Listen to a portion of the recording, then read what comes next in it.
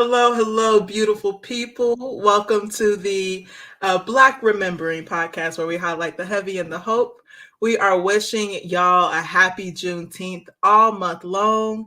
And this episode of our Black Jubilee series welcomes a very special guest, Frank S. Walker. Among the 1,000,001 hats that Professor X wears, he is a brilliant man who coined the term Affrlachian, co-founded the Affrilachian Poets, has written at least 15 books and 3 fire poems as of this Sunday. and he paints and educates future generations of poets at the University of Kentucky. He is what my grandma would call good people. He has an amazing heart. And as my mama says, he looks out for the cookout. Please welcome Professor X. All right. How you doing, Thank Queen? you for. I'm good. How you doing? You look good. You're vibrating over there. Thank you. You got a nice glow. I like that. Like that shine on you. I'm working on that. Somebody told me it takes a lot of energy to remove 500 years from as far as like colonization goes, and I've been working on removing 500 years from my life. So I think that's where the glow is coming from. But tell me so. That's a Melanie Mead quote. She's one of our Black fellows. Shout out to Melanie. But tell me something good. What's brought a smile to your face lately? My wife and I are in a dual residency together, all the way in Tigard, Oregon, of all places, for the whole month. Both working on separate book projects in this amazing space that is so large that she lives in one half and I live in the other half, and we have a shared common space and kitchen in the middle. And it's been part of why the 3 days have been so generative. It's been, we just got back from a nature walk, seeing all kinds of green everything, including some Kentucky fescue, which was nice to know that it was guarding our residential space. So we're here, we have the support of our family. We got in-laws watching the 6-year-old, the 18-year-olds are on their own at home, not burning down the house, knock on wood. And we're here chasing poems. So I don't know that it gets better than that. Y'all living the dream. I did not know Dr. Morgan was out there, and I love that. I love that for y'all. Well, thank you so much. I am going to dive into some questions for you. So the first is, since you are the coiner of the term Affrlachian, I would like for you to let us know how do you define Affrlachian and why is this term important? Oh, wow. Yeah, it's I'll give you the updated version because I don't feel like it's mine anymore. I mean, it's now belongs to so many other people. But I would say my definition of Affrlachian, not to be confused with definition of the Affrilachian poets, but Affrlachian is just a way for people of color who claim African descendancy to claim the space that they live or work in and around the Appalachian Mountains. So much of academia and the kind of dominant narrative has suggested that it was only white people there. And we know that's not true. And it hasn't been true. It's never been true, especially when you consider the Cherokee and Native people's place in this same space. So to me, Affrlachian forces a redefinition of all the commodified and preconceived notions of what Appalachia is. The word by itself is being revolutionary. So it's doing all the things that make me proud. Yes. Working against homogeneity. I brag on you in my classes. I'm like, students, this is Professor X. This is who made this term. But something that we've talked about in classes is also the importance of a name. Like when we're born, when we come into this world, we are assigned a name or we answer to a name. And when you're not given a space, when you're not given a name, like as an identity in a region, it's like you said, revolutionary. And honestly, really life-changing to like have something to call yourself, or have a name to answer to. Thank you for that. I love that it's updated. Well, yeah, and it's I love that other people take such comfort in claiming it. One of my favorite anecdotes is I got a handwritten letter from a older sister out in Phoenix, Arizona, who told me she was born in Appalachia, Virginia, and that all her life, that she had been going back since she moved away once a year for a homecoming event, but she never felt like she was part of Appalachia. She could never claim the title, or lay claim to it. There was nothing about everything she believed about the space and how it was promoted that even connected with her remotely. But as soon as she came across the word Affrlachian, she was home. She was like, boom, that's for me. And she took it, claimed it, and immediately felt like she could now claim the space she was born in. And to me, the space it made for her is even grander than the space it made for the group of poets that I've helped shepherd that, claim the name as well. But her claim was older than ours. Her claim is, older than we are. I mean, it goes back to her 80 plus years on the planet. And I love that. I mean, it made me feel whole. And like I'd actually done something worthwhile, that, and it was anonymous. She just found my address somehow and just let her show up in my mailbox, longhand, on yellow legal pad. And it was, I should probably put it in a frame somewhere. Yeah. That's beautiful.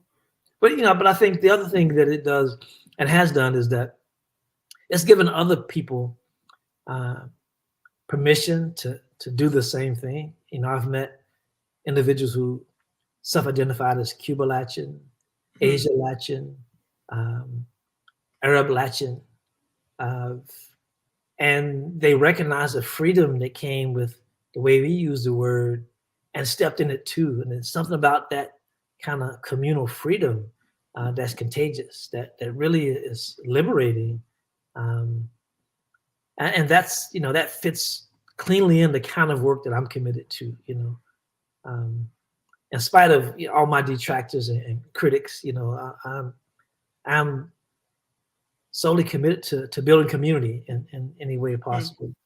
And that word has done opened a lot of doors and built a lot of, collaborative work and built fences around people and spaces that really feel good as an old man looking backwards on this trek. It's like, okay, we've been doing something good out here. Yeah. Haven't been wasting our time all the time. Doing the work with a capital W. W's. All right, so shifting gears a little bit. How would you define the Affrilachian poets, and how did the Affrilachian poets get their start? Yeah, that's the easy button for me. I mean, the Affrilachian poets, the easy word is family. A family whose bloodline are alphabets and the word and black ink.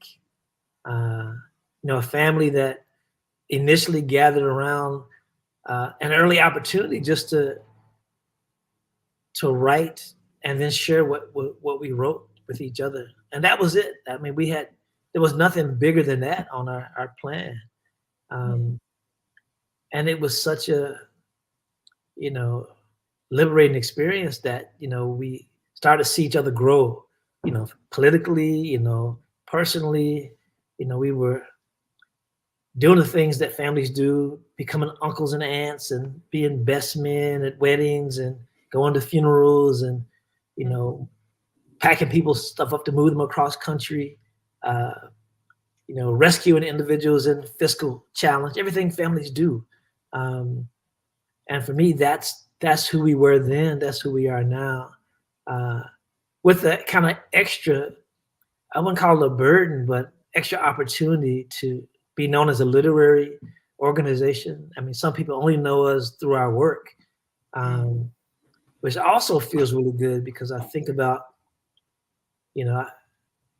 I don't have a hard count, but I believe, our collective publishing efforts, are about over 50 books between us, which says a lot, I mean, more important than that, the majority of the Affrilachian poets have remained in education, are teaching other young writers. Our administrators are somewhere in the educational purview, trying to do good, trying to hold it down, trying to communicate anything that's pro-family everywhere we touch down, and that feels good, even though we're spread around the country now. But that's who the Affrilachian poets are. Thank you. Thank you. It is. I'm really grateful that you co-founded this group, and that so many of us have found a home. And I'm not gonna get all sappy or anything. I'm gonna move on to my next question. So, you have given voice to historical figures specific to the Appalachian region, the U.S. South, and Kentucky through your persona poetry. And some of these historical figures include Margaret Garner, Medgar Evers, York, Frederick Douglass, General Charles Young, Isaac Murphy, etc., and so forth. So my question is, what's the significance of adopting personas for people who didn't necessarily have extensive historical records to preserve their original voice? I'm thinking of like Margaret Garner. What's the significance of adopting those personas and giving them a voice? Yeah, I mean, the reclamation of mute voices has been a touchstone in my work personally. My approach to historical poetry is not to try to capture and share a historical narrative for history's sake, but I've been really attracted to the stories that have been muted or undertold, to the voices that have been silenced or muted. We know a lot, or we believe we know a lot, and the truth about people and situations because it's in a book and because somebody called it history. But any close reading of his story, tells you really clearly that it's his story, and a lot of people have been left out of that telling. And so what I've been trying to do with historical voices is to reclaim those stories, not just the voices, but the stories that are important, that have been undertold. I think about, Margaret Garner, for instance. We know Margaret Garner because we know Toni Morrison, but we only know the part of her story that's about her killing her 2-year-old. And that's it. And that's such a thin portrait of her. We don't know anything about her life. And I wanted to try to tell her story in several poems that explain, how she could make such a choice. And it only took a little bit of research to find out that, that she had, as an enslaved woman, she was owned. Her master was also her father. And her father / master sold her to his brother, her uncle. And her uncle put 5 babies in her before she was 21 years old.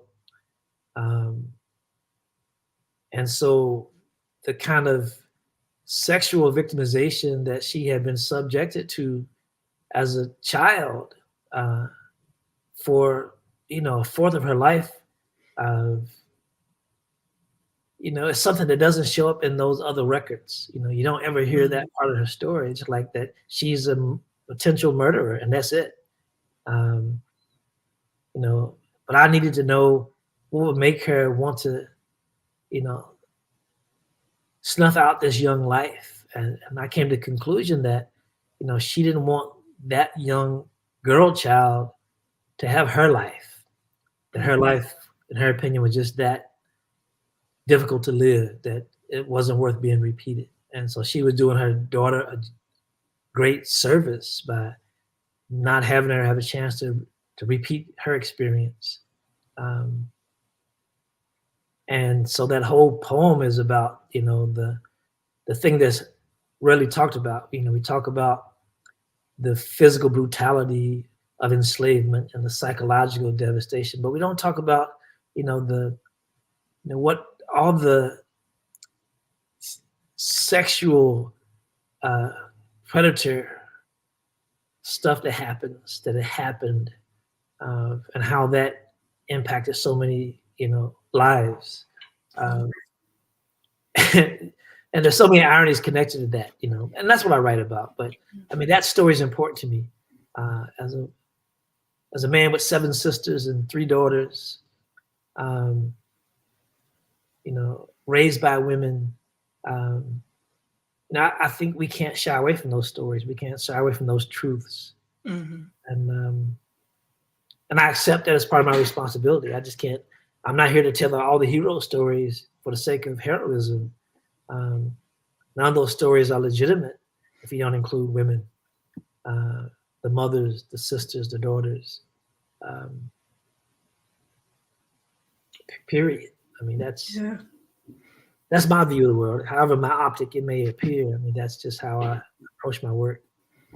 I think the few accounts that I've read about Margaret Garner do a really horrible job of making her more animalistic than human, and definitely like framing all of the assault that enslaved people were put through, like framing that as if it were a choice on their end, or as if like she's just this demonized horrible person for doing this. But like if you think about how violent and horrible, and I can't curse on here, so I won't. But if you think about how just invasively and pervasively terrible slavery was, like offering this voice to Margaret Garner offers, or at least restores a bit of her humanity, and does a bit of reclaimed work that these history books are stripping out. So thank you for doing that. Well, hopefully that, that's like gives us one of those years back, of those 500 that we're trying to claw back. Yeah, I mean, it's it's heavy work, it's hard work, but it's important work. And I think that's one of the most valuable things about historical poetry, is that it, more than other literary genres, has the potential to do that in such a artistic way because of the power of poetry, that it can do something that fiction can't do, that movies can't do, that historical books can't do. And it's still considered a new genre, but people are still discovering it for the first time too. But I think it really, I predict that in 10 years people will, be trying to come back to see what they miss when they finally discover that these books are out there being written and have been, my 6th one comes out, hopefully in the next year or so. And some people have never read a single one of them, or even have any idea what historical poetry is. But I think it's especially the hard truths that are necessary given what's happening in the world today, on the heels of, this racial reckoning and COVID and Trump presidencies and the Middle East conflict, how, all this controversy is forcing people to look at the hard questions. And we see those people out there, some of those people trying to hide the truth, trying to call things, critical race theory because they don't want their children to know the truth. But I'm trying to yank that sheet off and say, no, look at this, read it, know this truth. And that's what historical poetry does, is it keeps that alive. It keeps those stories alive.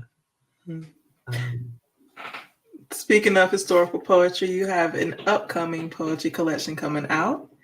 Would you tell us about Load In 9 Times? Hey, got it on hand.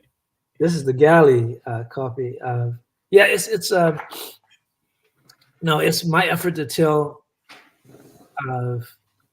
to share untold stories of the Civil War through a Black lens that incorporates whole families, not just the soldiers, but the wives, the mothers, the children. It gives voice to at least one slave owner. Frederick Douglass shows up, Harriet Tubman, Abraham Lincoln. So all these historical figures, John Brown, that are important from that time period. But it tries to tell it not for the glorification of war, because I'm a pacifist, to tell you the truth. But I think when we haven't really told the story of the Civil War from a point of view of a family or the 231,000 Black men, that joined so their families could be free. I mean, I was able to do some personal research and found out that I have 2 third great grandfathers on my maternal and paternal line, both who were stationed at Camp Nelson in Kentucky, and both who fought for the Union Army. And I didn't know that till last year. Wow.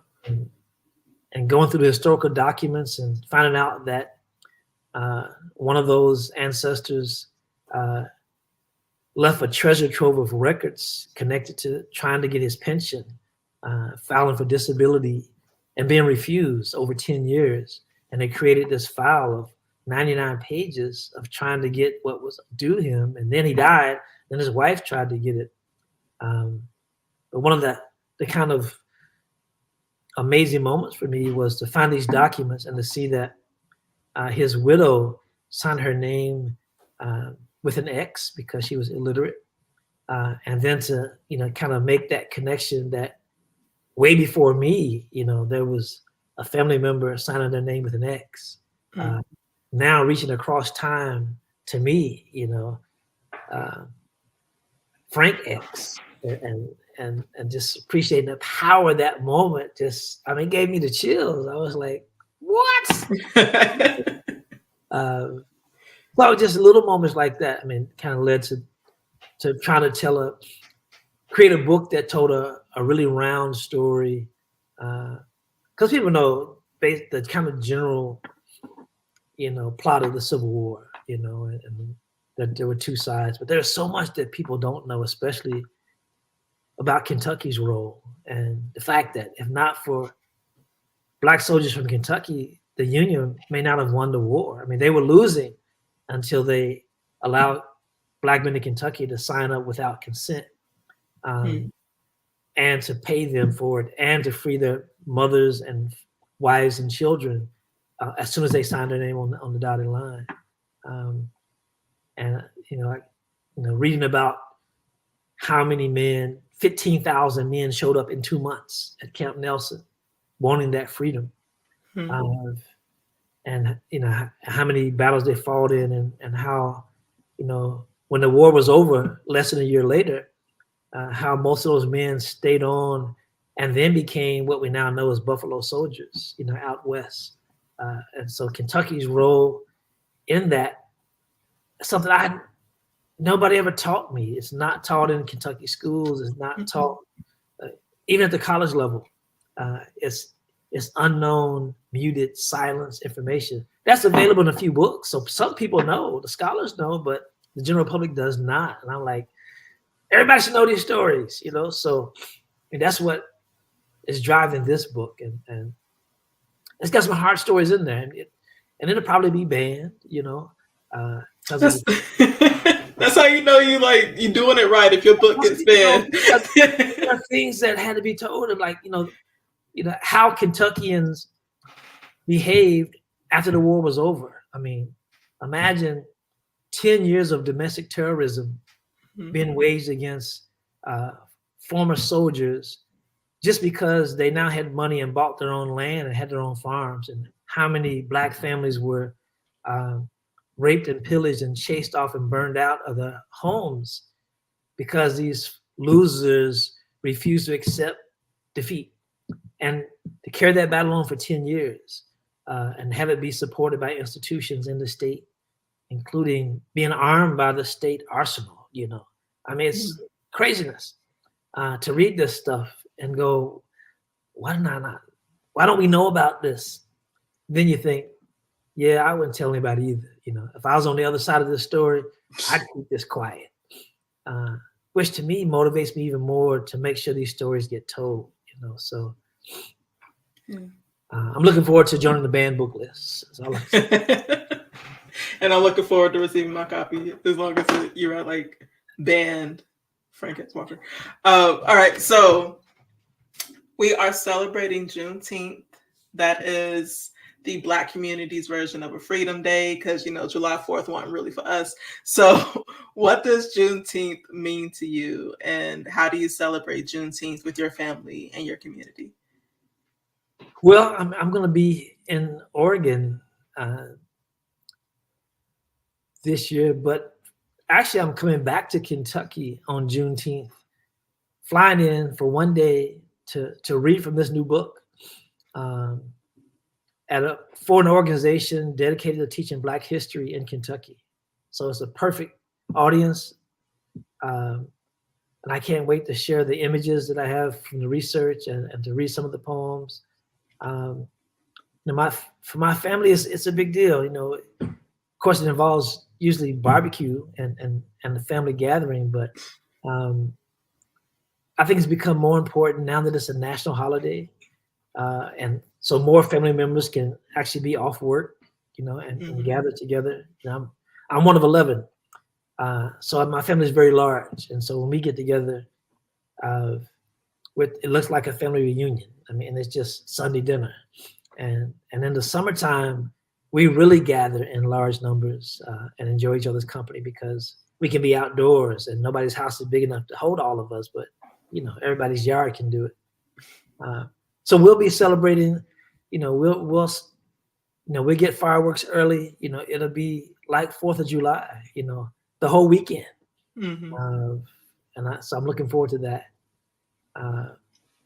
My son is going to drive up from Charlotte to meet me in Kentucky, for Juneteenth. My daughter's in Columbus, but I think the ones in Lexington are going to drive down and at least be at the event with me on Juneteenth in Louisville at the Ali Center. So it's on one hand, it's a Black family barbecue. On the other, it's an occasion to celebrate, our collective freedom. I mean, it's, we were already celebrating it before we had permission to do it. It even shows up in the new book. There's a whole poem, the culminating poem, talks about how we got Juneteenth, that particular day, and it's tied to the Civil War. I mean, I think a lot of people don't even realize that. And when those soldiers marched into Galveston to read General Order Number 3 to declare our collective freedom, most of those soldiers who were with them were from Kentucky. Wow. I didn't know that. Most people don't know that. I mean, it's not common knowledge. It's just, nobody asked that question. They were soldiers, of course. Where were they from? Well, we can look that up now. Almost everything is digitized. True. So that's the beauty of it. So I love research, and I love finding out these kinds of things, especially when they, tell a different side of the story than the story we've been sold. Yeah. Well, thank you so much. I got some rapid fire speed question. It'll be like a speed round. So you ready? Okay. Blue. All right. Number 2. So the idea is to answer as honestly and as quickly as possible. Okay. What is your favorite Juneteenth or summer food? Watermelon. Okay. Good one. What are 2 ways for anyone to connect with their community? Door to door and serving them food. Yes. Who are you currently reading? Ooh. Shauna Morgan. Yes, Dr. Morgan. Do you have a book recommendation?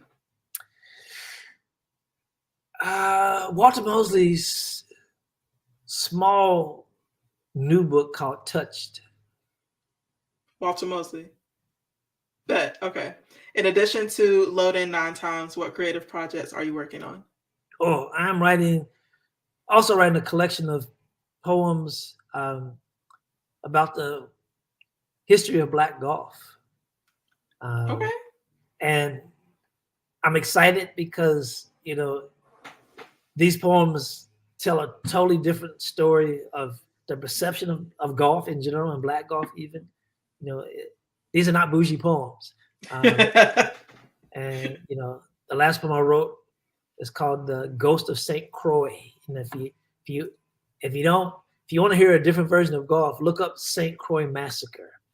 And it'll change everything you ever knew about Black golf. Wow. And so I'm looking forward to bringing that story, another undertold story that ties to our history,